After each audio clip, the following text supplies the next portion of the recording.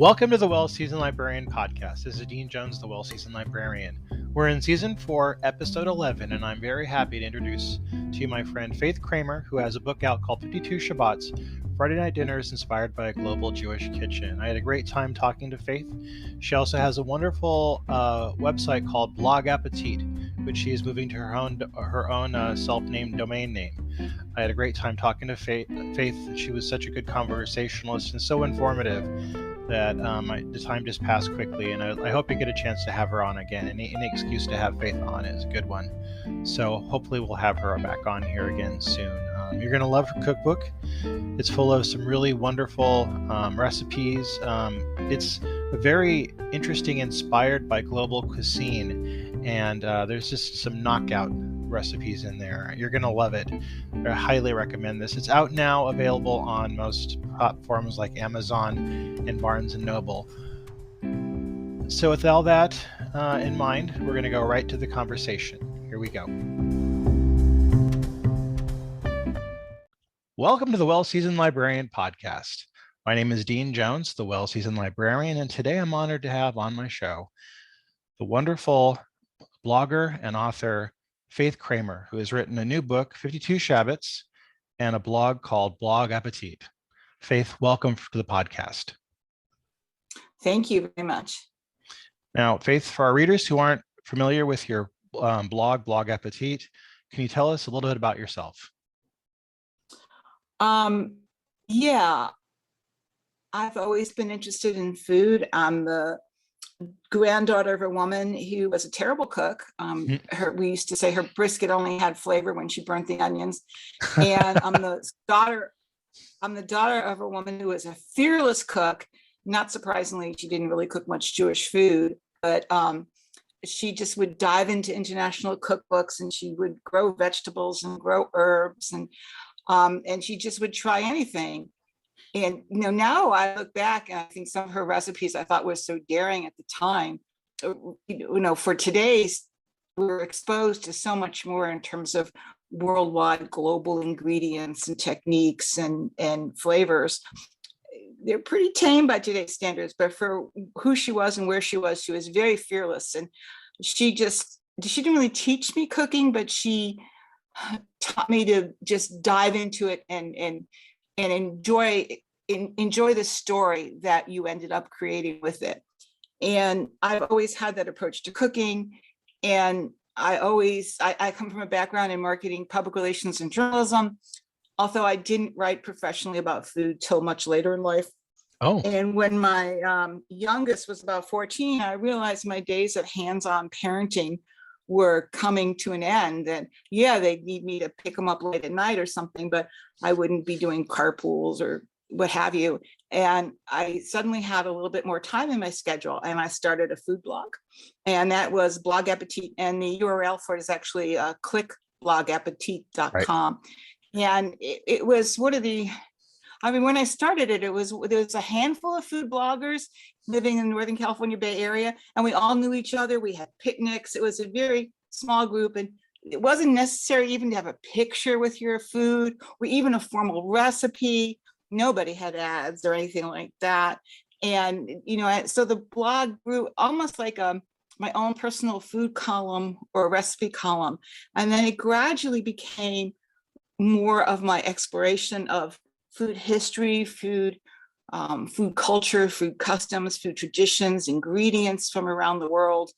And I segued from international food to more Jewish foods as I got the opportunity to write for the J, which is the Northern California's Jewish newspaper. And I write for them for both online and in print. I have a column with original recipes every other week. And I've been doing this for over a dozen years. And as I got to do that more and more, I kind of moved away from blogging into working for this as a freelance, but I felt part of the team for the J. And I have my columns online there. And if you want to find those, you go to jweekly.com and then put in the word Faith Kramer and select my author archive. And you could see all my columns going back 12 years. And this was an incredible laboratory for me. It really allowed me to explore Jewish holiday foods, Jewish traditions, ingredients that have some connection to Jewish foodways around the world. And I really put my international food writing sensibilities towards Jewish food, even though I was raised with mostly Eastern European Ashkenaz Jewish food. I began to appreciate all these other foodways around the world. And I started to look at some of the, when you have to write about Hanukkah for the 12th time, Right. you start looking for other things to write about. So I started going deeper and deeper. Why is this food eaten at this holiday? How is this ingredient related to Judaism? And I ended up coming up with some, what I feel are very modern recipes with vibrant, big flavors, using these ingredients, techniques, referring to the customs that or traditions that associate with them. And yes, it's Jewish food, but it's not necessarily Jewish food that someone's grandma used to make. These are modern recipes. And the book also has some what I call fundamentals that my readers have been asking for over the years. And so my Friday night challah, chicken soup with matzo balls, real deal chopped liver, almost homemade hummus. There's some examples of those kind of fundamental recipes. But usually I give things, I wouldn't say a twist, because it's not like I take something that exists and just put a little spin on it. I like to rethink how I want to use these ingredients. For example, falafel, I don't make into balls or patties and fry it. I put it as a base for a pizza. I make a pizza crust with it and serve it with feta and fresh herbs. And I drizzle it with pomegranate molasses or tahini sauce, or That sounds delicious.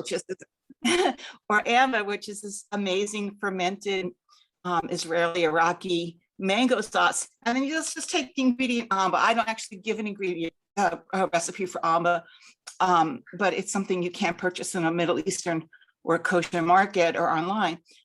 So amba, for example, was developed by the Iraqi or Baghdadi Jews that settled in India, and they adapted the local pickled vegetable sauces, the achars, the pickles, the chutneys, like into this fermented mango sauce called amba. Then they went back to Israel. When they migrated back from India to Israel, they brought this sauce, and it has become identified as an Israeli ingredient, and it's a favorite in the little stands that make the falafel stands. It's drizzled on that. In the Shabbats sandwich stands, which is a fried eggplant sandwich. It's much more than that, but a fried eggplant sandwich, it's a standard on air. So here you have this ingredient that was adapted by Jews that moved from the Near East to the Southeast Asia, India. And then they adapted a local ingredient to fit their needs. Then they took this ingredient with them when they had another migration, this time to Israel, and then it became adopted in a whole other way than it may have been used originally. And I think that's the story of a lot of foods in Jewish cuisine. And I like to think that this food has more appeal than just for holiday nights or even just Shabbat nights. It's just good, interesting recipes with vibrant flavors. And I think it's suitable for any occasion.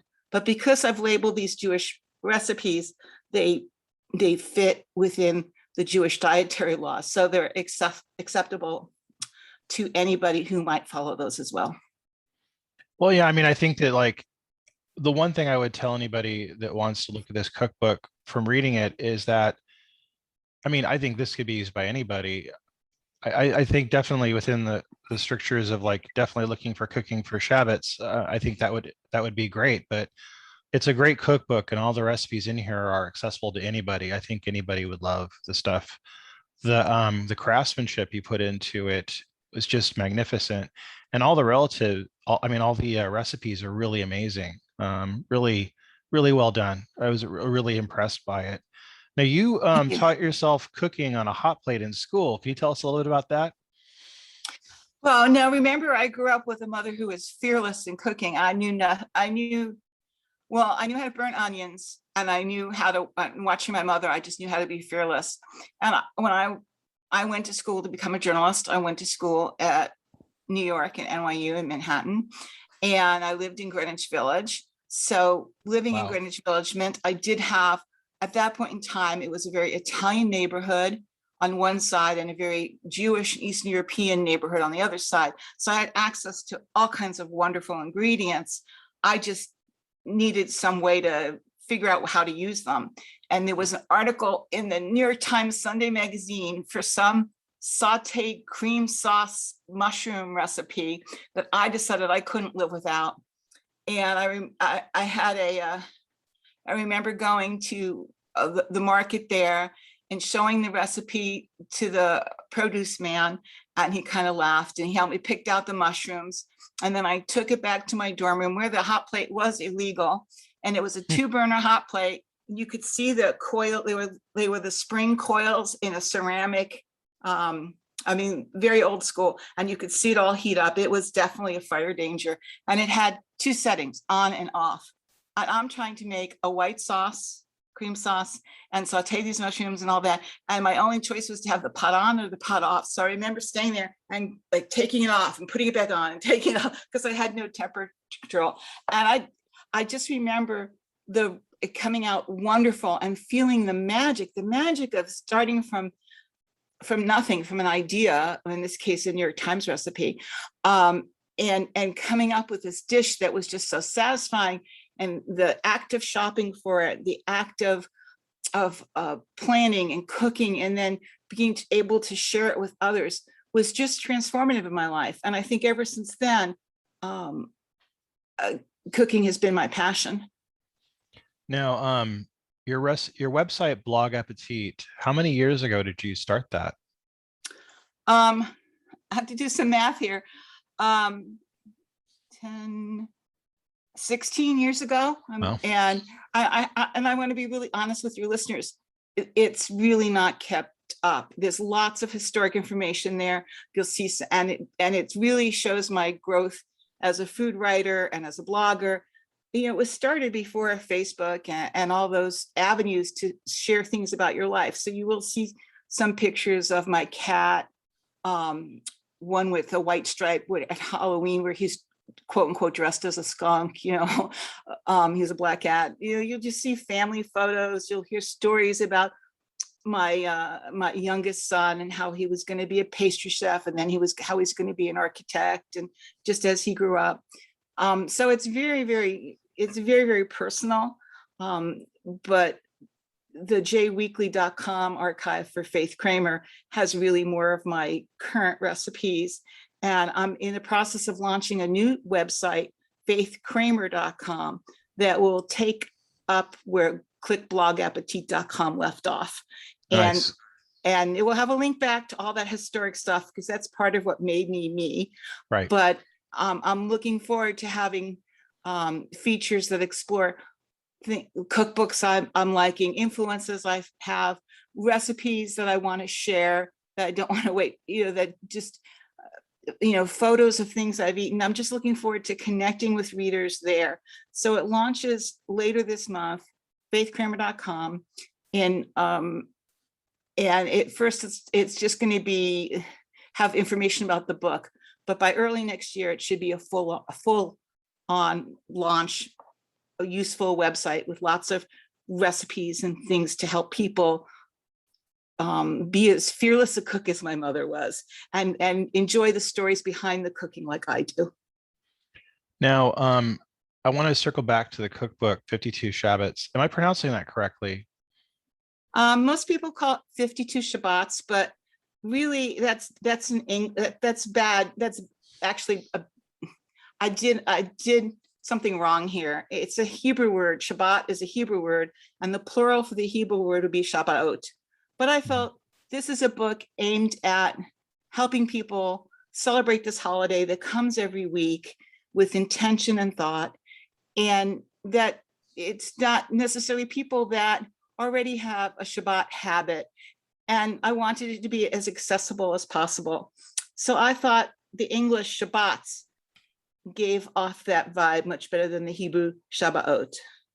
And there's a difference in pronunciation. If you come from a traditional Eastern European background, you would say Shabbos. Right. If you come from a modern Hebrew or a Sephardic background, you would say Shabbat. I think in America, unless you're very deep from that other background, you just say Shabbat. Now, was it just an extension of, did it come out of the website, or did you have another impetus for creating the cookbook? I think it came out of my every 2 weeks a deadline for the J. The J was my laboratory here. And I talked to and met some amazing people and I started viewing, I took my international food sensibility and applied it to what I was doing there. But that just kept forcing me to find new ways to look at things. And I got feedback from my editors and the staff at the J, and I got a lot of feedback from my readers. And it just helped me start shaping that. And it was always like, I remember one woman gave me this left-handed compliment, and she said, "Oh, your recipes are always so different." I said, "Yes, thank you," because that's what I'm trying to do. Throughout history, Jewish food has been an adaptation. Local foods have been adapted to meet Jewish dietary or other religious needs. As communities like the Iraqi Jews moved from place to place, they adapted what they their foods to fit in, and other foods to fit in that way. It's always been this give and take. Challah, probably the food next to matzah that people think most of as a Jewish food. Well, this braided egg bread was a local German specialty, without the eggs, without the sugar, but with the braid, and that local Jews adopted. And now it's the symbol of Jewish food, so much so that my publisher and designer insisted there had to be a piece of challah somewhere poking out on the cover of my book.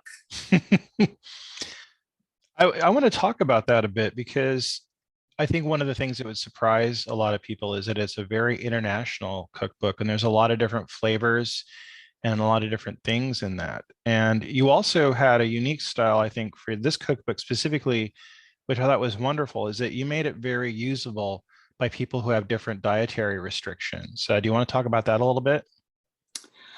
Well, I tried to make it user-friendly, and to me, user-friendly meant that you understood what you were doing, so that, explaining the ingredients, explaining the techniques, explaining the background. For example, why are Jews so interested in eating chicken? And there's a little essay on that. But in terms of whenever I could, I was vegan myself for a few years and had to veganize for health reasons, and I had to veganize a lot of recipes. And so it just left me an appreciation of, there's a North African fish dish in there called harami. And I also give a tofu version, because sometimes I don't feel like the fish, I want the tofu. And I might as well make that version available to other people. People don't eat as much meat. People are having dinners with people that don't necessarily share their way of eating. And I just like to welcome everybody to the Shabbat table, or any table, and make them feel as welcome. If in my home, if someone's coming and they have a food aversion, a food allergy, a food restriction, whatever you want to call it, I will do my darndest to accommodate everybody and not feel beholden or upset, because this is more than just providing food. When you invite someone to dinner and someone comes to your table, there's a bond, there's an experience that transcends just being a cook, and to me, it's also about being a host and welcoming people. So I tried to put that in the book where I could. There would have been more, but the book would have been 500 pages and my editor made me cut a lot out. Yeah. No, and actually, touching on what you just were saying just now, what can you tell us about what Shabbat means to you, and what are some of the memories you've had growing up of some really wonderful, special Shabbat celebrations? Well, Shabbat was something I kind of took for granted. It was something we did Friday night if we were at grandma's, and I could still see her.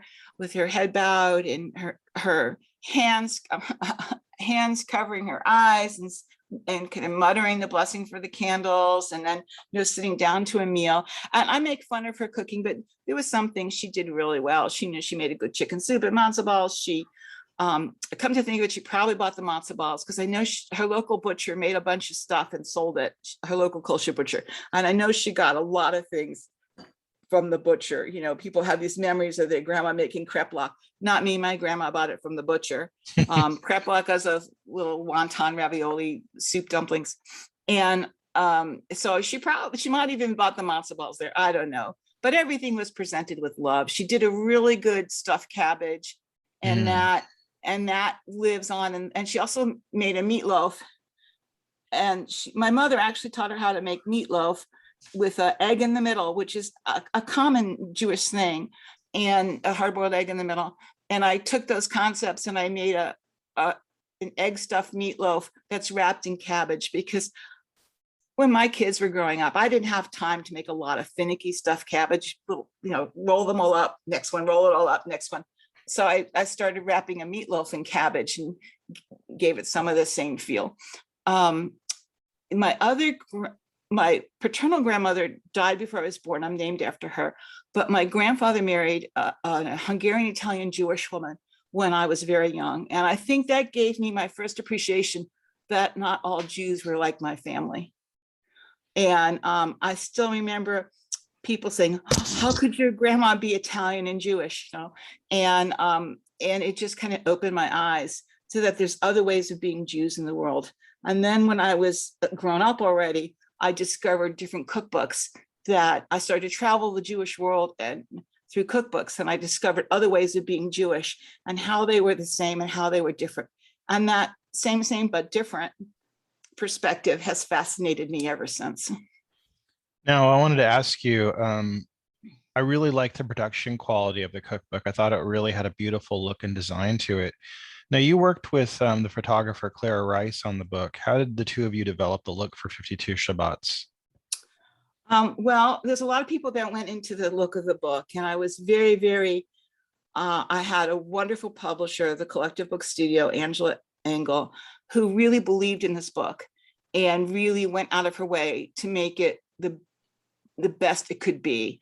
And I was really concerned. I didn't really want to have a lot of compromise. I had a vision for the book, but she took what I wanted and made it even better. We had a designer, Andrea Kelly, who attended the photo shoots and helped coordinate the look of the photos. We had a food stylist, BB Black Caminito, who actually styled the photos. And then, I worked very closely with Clara. I sent her and the food stylist the recipes in advance. We discussed what would work and what didn't work, but there's no, and of course I was there for the shoot, so there's no substitute for being there on the shoot, because somehow or other the challah got thinly sliced for a photo, and I started screaming no, because it should be torn. I don't know, maybe 70% of Jews tear it and 30% slice. There's a whole big thing, but it wouldn't be thin little slices like that anyway. So luckily she hadn't cut all the challah up yet. So we turned the challah on it, so the uncut side was in the photo. Now, when you initially pitched it to the publishers, what was some of the reactions you got, and what was some of the ideas? Were you able to kind of pitch your vision and get what you wanted, or did people try and direct you to do something differently? How did it work out for you as a writer? I only really worked with Angela Collective Book Studio, so I don't have the experience of sending it out everywhere and getting rejections. And I actually pitched a very different book. I pitched a book about global ingredients that's more based on what the trajectory of my blog had been, cooking global, eating local. No, I'm sorry, I said that wrong. Let me repeat it. I originally pitched a book based on the original concept of my blog, which was eating local, cooking global. And she really liked the idea. And I happened to mention, I said, and I have this other idea for a 52 Shabbats cookbook. It always was called 52 Shabbats. The subtitle came later, but there's always 52 Shabbats in mine. And, she went away and she came back and she called me and said, I like the first idea, but I really think there's a place in the market right now for the 52 Shabbats. How about we do that? And it was originally envisioned to be a smaller book, maybe even paperback, less pages, less recipes, less background. But as I started writing it, it evolved into what you have now. So it kept evolving, and I could not have, and as it changed, the publisher went along with it. I had a fabulous developmental editor, Amy Treadwell, and between the three of us, it just got shaped into this book. And then Andrea did the great design, and we have the food styling and photos that we talked about already. And it's just, I'm so proud of this book. I feel like it's my opus. Well, until I read your book, I didn't know too much about what a Shabbat was. I think I'd heard the term and I'd heard people refer to it, but I didn't really know what it was. For people that are not familiar, what marks a Shabbat? What it makes it? Well, in the short version is that Friday night after sundown is the beginning of the Jewish holy day of Shabbat, or Shabbos, depending on how you pronounce it. And it's usually marked, and people celebrate in different ways, but a Shabbat happens, it's the holiday that happens every week, whether you celebrate it or not. And for many Jews, it's really a milestone of the week. It's right. A time for a family dinner or getting together with your friends and family. And there's different levels of observance. And if you already have a Shabbat practice, 52 Shabbats is just a great cookbook to use. And maybe you'll get something out of the essays on the background of the communities and the ingredients and things like that. But if you don't have a Shabbat practice and you want to start having a Shabbat practice, and you could do to be honest, some Fridays, my husband and I sit down together, we look at each other and we say, good Shabbos, good Shabbat, or Shabbat Shalom or something like that. But we still acknowledge that it's there. Other times, we say all the prayers, or we light all the candles, or we go to synagogue, and then there's people that have different layers of observance. The most strictest traditional observance is that there's no work. You don't have any electronics. A lot of people are starting to investigate the concept of using Shabbat as a time to get away from screens and technology. And Tiffany Shalane wrote a wonderful book about that called 24/6. And she's going to be interviewing me on December 11th at Book Passage in Corte Madera. So I'm really interested to have this discussion about Shabbat from the food side as well as from the technology side with her right. At Book Passage. What else can I say about Shabbat? I think that it just is a centering point for me and my family. And I've celebrated in different ways over the years. I was very, very touched. I was in London. We were my first granddaughter was born in January, and we were in London for 3.5 months during COVID, which meant we didn't really do much or go anywhere, but we were just there for family reasons anyway. And that's where I finished the book. And on Friday night, we would go over to my son and daughter-in-law's house, and she would have candles ready, and I would bring a challah, and we would do a little Shabbat there. And I think that's a lot of what motivates this book, is I see so many families are interfaith or multicultural or international in some way, or have different levels of observance, or you're like me and you didn't grow up with, I got bat mitzvah at age 43. My Jewish education came later in life. You didn't grow up with a strong Jewish practice.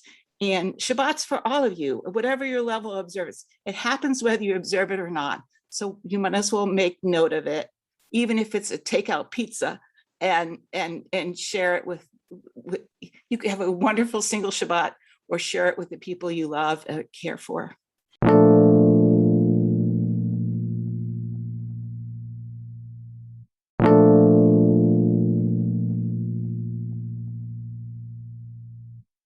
Well, I mean, it seems like just from a cultural perspective in America, that it would be really wonderful if everybody, did something like this, because I think most families don't really eat together much anymore. Everybody's schedules are all over the map. and everybody's got the cell phones and stuff at the table. So this sounds like a wonderful chance for families to kind of reset. Yeah, and I'm not I'm not the most observant in terms of religious traditions. And I have to say that some Fridays we just don't make it happen as a formal event. And other Fridays we do. And people who come over for dinner that day, they feel the specialness of the day. And it's just a wonderful thing. And I think interest in Shabbat is increasing. During COVID, there was a hashtag on Twitter, tweet your Shabbat, where people were putting all their amazing Shabbat dinners on. And when I was writing the proposal for the book, I went and looked at that. And it's the height of the COVID, so the hashtag was being used a lot more than it is now. But maybe 60 people would post their dinner menus for a Shabbat. And yeah, there were briskets and roast chickens, but then there's also people making Thai food, or having cheese platters, or just all kinds of different things. And that really made me feel validated with what I'm doing, because yes, I do have roast chicken recipes in my book. One is stuffed with lemon and fresh herbs. The other is, it's got like a shawarma seasoning on it, So I do have roast chicken recipes in my book. I do have brisket recipes in my book, but it's made with pomegranate molasses or with Ethiopian spice mix. I do give my version of my mother's classic pot roast. I do that. But I just think the Jewish food for centuries and generations and millennia was about adaptation and experimentation and renewal of what we ate. And then about the mid 50s or earlier, it became the food of our grandparents. It became solidified in our consciousness, and it became, matzo ball soup and brisket and roast chicken if you were Ashkenazi, and if you were Sephardic or Mizrahi, which means the Middle Eastern region, it might have been something different. But there wasn't that sense of adaptation and experimentation. My favorite matzo ball soup right now is in the book, and it's a matzo ball soup with Mexican flavorings and hominy or pozole. And like people look at it now, you could do that with matzo ball soup? Yes, you can. Or I'll put matzo ball soup in my borscht, and it's like people go, whoa, how could you do this? Or it's just, there's just a lot of different ways that you can enjoy your food, honor its roots, and which are not, I'm calling them Jewish roots, but they also come from the different economic and geographical realities of the world where these people lived. Now, you've taken cooking classes all over the world. Did this impact your recipes in the cookbook? Yeah. I like to take cooking classes from people who are from those cultures or have really studied those cultures. For example, this was in Northern California, but I took an Ethiopian cooking class, and I learned that the technique for making the stew and how they fry the red onions or shallots dry without the oil. And I did a little experiment. And when you start the onions in oil versus starting them dry in the pan, they have very different flavors and they cook very differently. And what makes a dish unique can be, I just don't want to westernize an ingredient. I want to adapt an ingredient to some vision I have, but I want to honor the ingredient. So I would say that the cooking lessons in Turkey really I've taken several. They really had a big impact on me in understanding how to play with eggplant, and those classes directly impacted me creating the eggplant overflowing with lamb recipe in the book.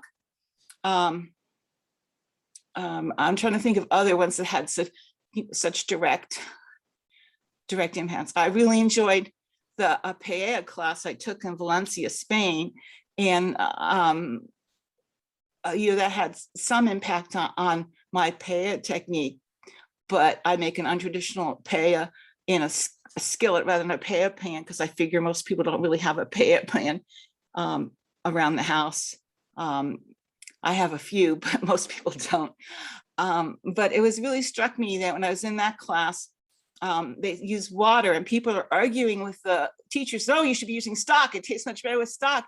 And I'm saying, guys, we're here to learn how the people do it here and how it evolved here. So how you do it at home, you're not the expert. And that was a real eye opener to me, that not to try to impose my values on how other food ways. I think the most fun class I took was in Japan. We took a sushi making class, and it was very, very low cost.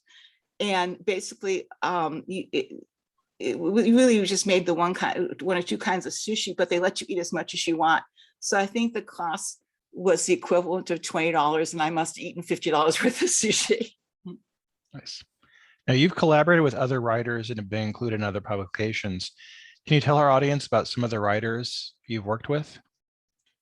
Well, mostly I've been, developing my own original recipes, but I did do a number of entries for Encyclopedia of Business Food. I'm sorry, it was a business.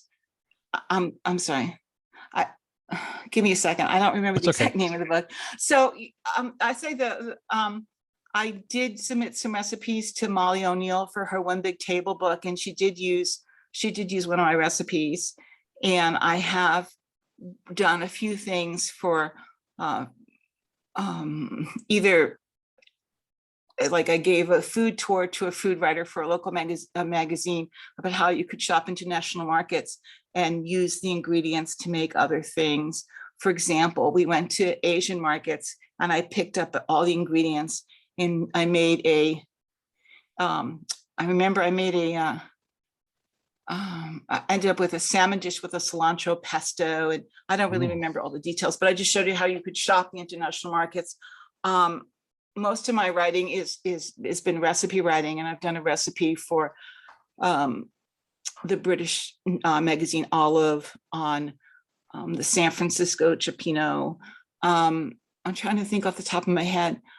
And then I contributed a number of articles to a Encyclopedia of Food about food from a business perspective on a number of topics. And I remember being really upset that the deli topic was already taken, and because I really wanted to research the history of delis, but I did do a lot on diners, diet foods, pickles, Tabasco sauce. There were about 13 different topics I did. Who are some of the food writers that you read, and who are some of your favorites? Well, I have to start with the two women who really shaped how I look at Jewish food writing, and that would be Joan Nathan and Claudia Rodan. Joan Nathan is an American, and she at one point was, I think it was the mayor of Tel Aviv's aide, and she just is so steeped in this, and she has a combination of storytelling and giving history and background that's just amazing. And each recipe just makes you feel like you're in the person's kitchen. And so her books have been very influential on me. And Claudia is, I think her family was Syrian Jewish, and they lived in Egypt. And then when Egypt forced all the Jews out in 56, maybe, or most of the Jews out in 56, they ended up in England. So she has a Ashkenazi, Sephardic, Mizrahi perspective, and her book, The World of Jewish Food, was an eye opener. So, and then of course, in terms of other food writing, I would have to say Gil Marks, the late Gil Marks, he wrote the Encyclopedia of Jewish Food, which is this comprehensive book. It must be 3 inches thick. A to Z. It's literally the A to Z of Jewish food and Jewish food around the world. He was a rabbi, a historian, a caterer, a cookbook author, and it's just an amazing research book. I've also lately been really enjoying reading books from people that either are from different cultures, like Central Asian cultures, or have become really expert in them. As for example, Carolyn Eden for her Red Sands and her other books. I have I've also seek out. I'm waiting anxiously for Amazon to deliver my copy of Bene Appetit, which is a discussion of the Jewish foodways and recipes from the 5 or 6 different Jewish communities in India. I've really gone into these deep books. I have a book that was first published in 1986 about the Jewish food, the Greek Jewish food. I found this one about the Jewish food of the Yemen Jews, the food of the Yemen Jews. I've been reading that. I just really like to dig down into these recipes, and I enjoy the recipes that are, family recipes being passed on, but I prefer the books that give some perspective and give some history. Since I don't speak Yemeni, I don't speak French, I don't even speak Hebrew, I'm reliant on secondary sources for this. So the more in depth that these books go, the happier I am. Now, Hanukkah is rapidly approaching. Are you looking forward to preparing something special for this holiday? Well, it starts November 28th, which is the Sunday after Thanksgiving. So I'm not really sure what I'll be making. As a food writer, I'm always working in advance. So I've actually already finished all my Hanukkah recipes. I just filed my last story yesterday. I did I did a hidden vegetable latke that has potato and zucchini and cauliflower. And then occasionally I do columns based on other people's recipes, but when they're sent to me for a review or whatever, and that's from PJ Library. And then the other recipe was this Persian fritter in sugar syrup, and it kind of looks a little bit like a funnel cake. Mm-hmm. And this is a Persian one, but you'll see it in India, you'll see it in the Middle East, you'll see it in North Africa. It's a very popular fried treat, and it just seemed perfect for Hanukkah. And that's from a new book called Persian Delicacies by Angela Cohen, who was born in Tehran. So right now I have to say that I'm not exactly sure what I'll do. Usually I have to make the first night, I have to make the regular Kramer family latkes, which are in the book, because everybody wants that. And then I can experiment the other nights. Hanukkah is also a time of dairy foods. So I have this recipe I really love, and it's a savory cheesecake. So it's for a first course or a main course. It's not a dessert. It's layered and twirled and marbleized with balsamic onions. Oh, and wow. It has a latke crust. So oh my God. And that recipe isn't in the book, but I'll probably make that. And then because dairy foods are also really popular, I love my little mango mini cheesecakes. And it's a mango cardamom puree that's swirled through these little tiny cheesecakes you make in a cupcake tin, and then topped with some mango puree. And it kind of gives everything a little bit of a Southeastern taste. And we talked about travel in terms of my cooking classes, but just the food I eat while I travel has an impact. And I wouldn't serve it with the mango cheesecakes because we'd be mixing meat with milk, but right. the mango cheesecakes reminded me about the lemongrass ginger marinated flanken. Flanken is cross-cut short ribs. So that's where it's like your Korean barbecue short rib, where each piece of meat has these thin ends of bones running through it, as opposed to something that looks like something Fred Flintstone would have eaten, the Brontosaurus rib cut. And you marinate it in this paste of lemongrass and ginger and other good things. And then you grill it. And that came from my trip to Cambodia, where I was eating skewers of beef with that marinade. I was thinking, I love this. How can I take these flavors and use it as a Jewish food? And it came to me that why not do it on the flanken, and it worked out beautifully. So that's a more obvious example than other times about how my travel has impacted on it. And one thing that the book has in going through the introduction to each of the 4 seasons, is I discuss the Jewish calendar, and I discuss some of the symbolism of the food that would be eaten during that time, and holidays, and give holiday menus. And on the Shabbat menu, the 52 primary recipes, I give a whole menu how you could use that in a Shabbat dinner, pulling from other recipes in the book, or things that you don't really need a recipe to make, like steamed green beans or something like that. Yeah. Now, what is next for you? Well, every 2 weeks I have a deadline for my Yeah. jweekly.com column. So right now I'm trying to figure out what I want to do next for that. I think I'd like to work a little bit. These are holiday, I like to give a lot of make in advance steps and help people break things down to make the recipes more manageable. But these recipes are like, it's a holiday that comes every week, and these are celebratory foods. So I think I would like to look at maybe more everyday foods, but still working on it's interesting. This is my first cookbook, and I pressed send December 17th. I thought, oh, that's it, I'm done. And it was so not done, with edits and proofing and decisions that needed to be made. And of course, with COVID and supply chain woes, the book publication has been pushed back several times. Oh, yeah. So that's happening to a lot of people. I've been talking to a lot of people experiencing that. Well, the book was in dock down in the LA area. I'm not sure if it was at Long Beach or LA, for over 3 weeks before I got unloaded. So I don't think I'm alone in that situation. Yeah.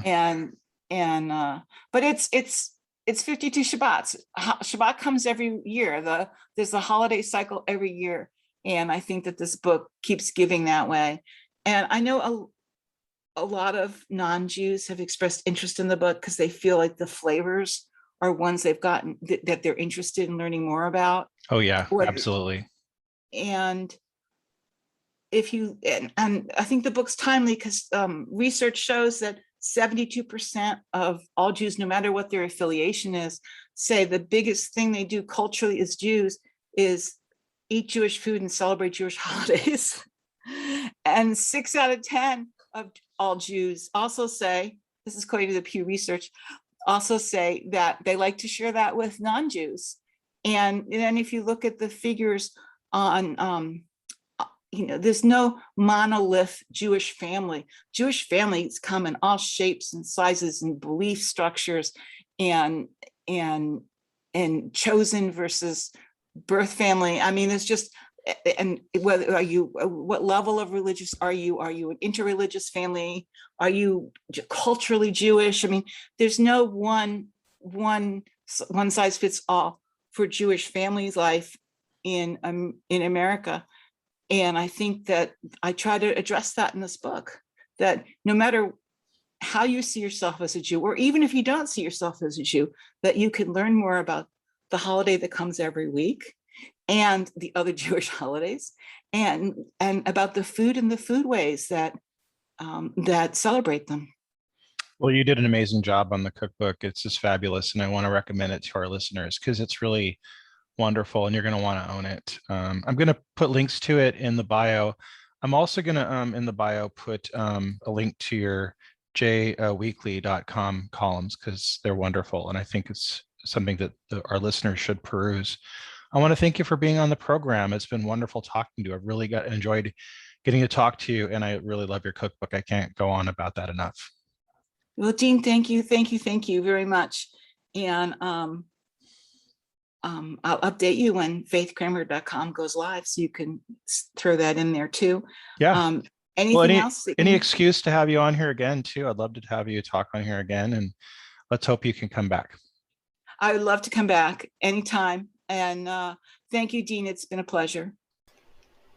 That was my conversation with Faith Kramer, who has written 52 Shabbats.